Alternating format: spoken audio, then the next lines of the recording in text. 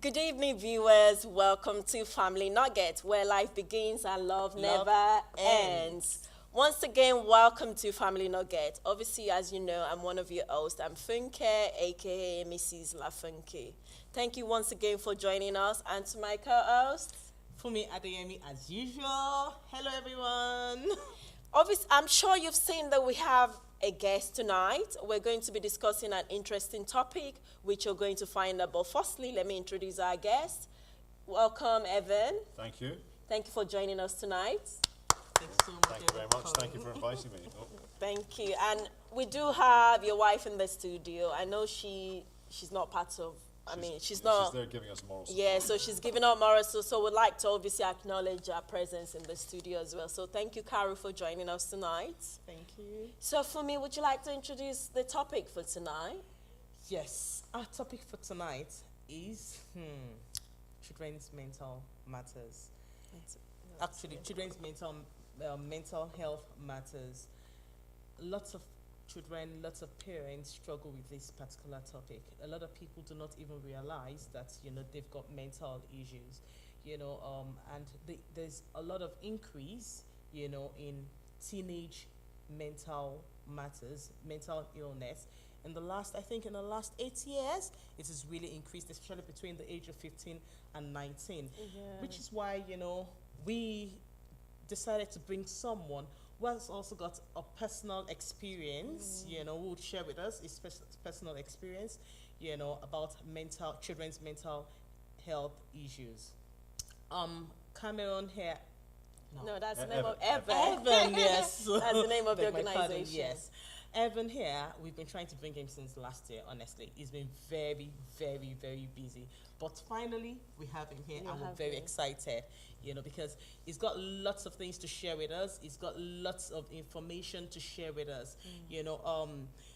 Evan has got a trust, isn't Yeah, it? so, okay, obviously you will tell us more, but I know that you do have a charity organization called Cameron Grant. I know our IT, as we go on the show, they will share the link to the websites.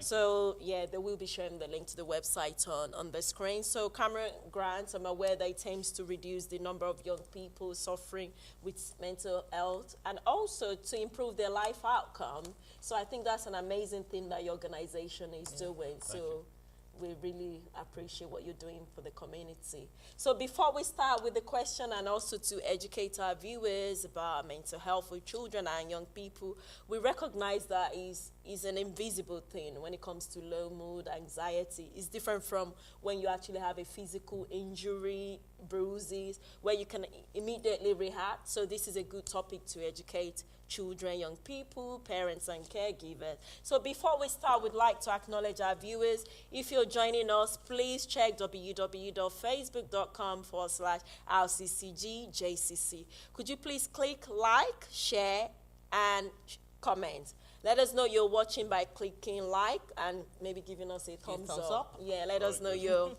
watching, you're with us in the studio. We will be reading your comments, your contributions, your question. Any question you have for Evan and us, Fumi and I, please let us know. We will be reading your comment.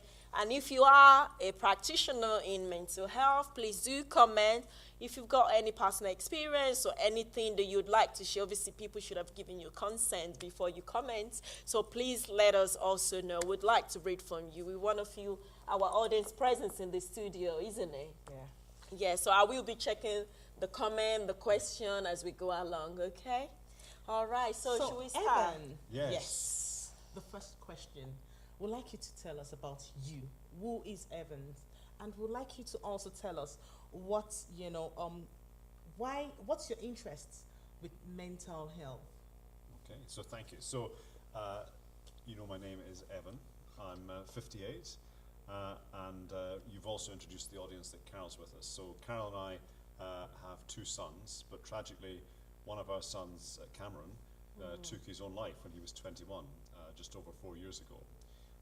And the main interest that Carol and I have in mental health and encouraging people to improve their mental health is because of the death of Cameron.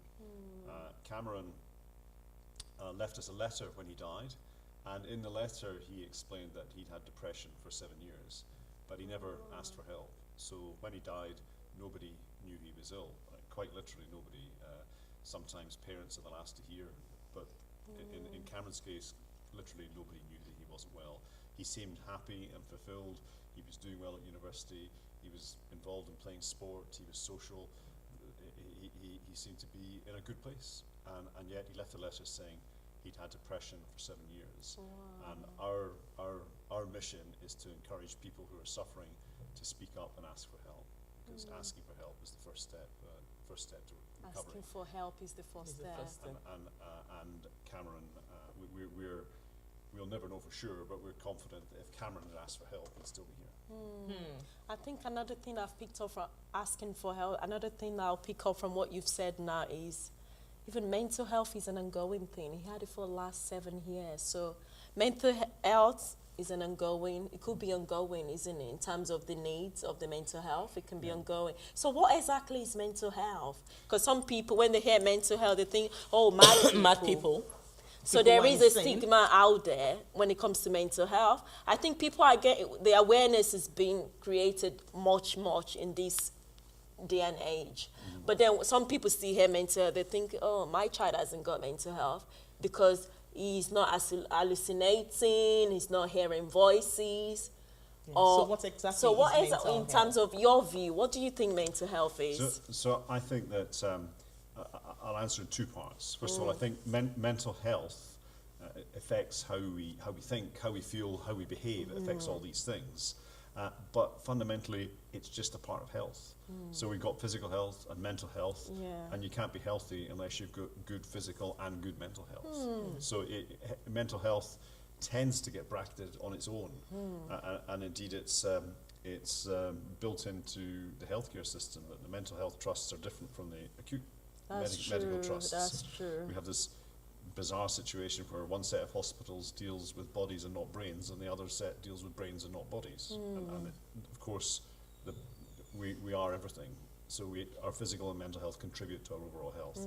And I think it's very important to sort of realise that mental health is just a part of health. It's not a funny thing on its own. It's an intrinsic It's part part of of health. health. Yeah? And then the second thing I'd say is that, and in your question, it was embedded. You talked about perhaps hearing voices or some mental illnesses.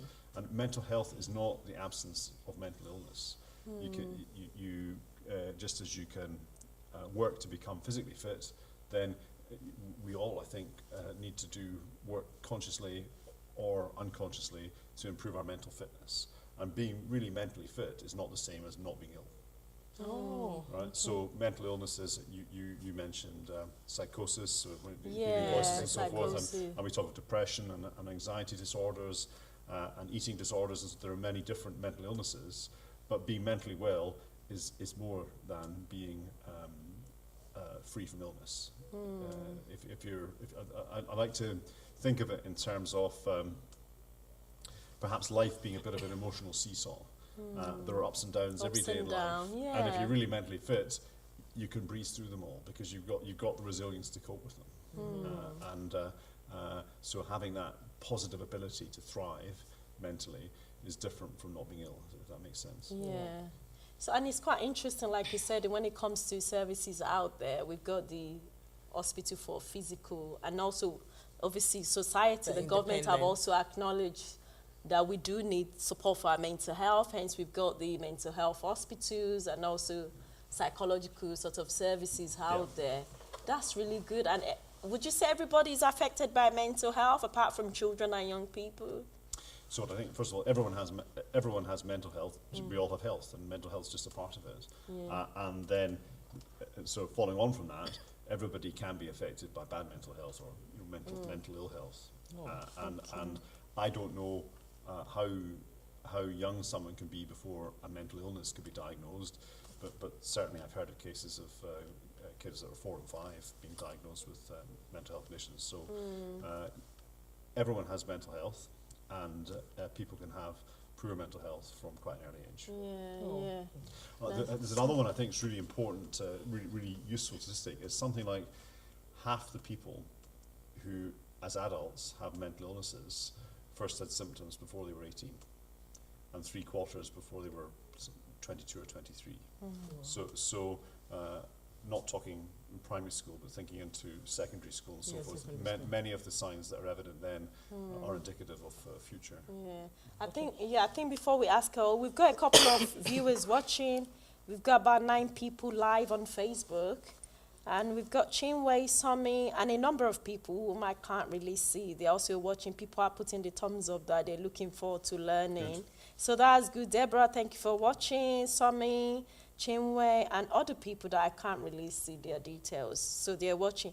I'd like us to, for the purpose of our viewers, before we ask our next question, 3 of us can actually contribute to this, to talk about what we've observed when we talk about mental health. Because for me, apart from diagnosis, etc., which may actually link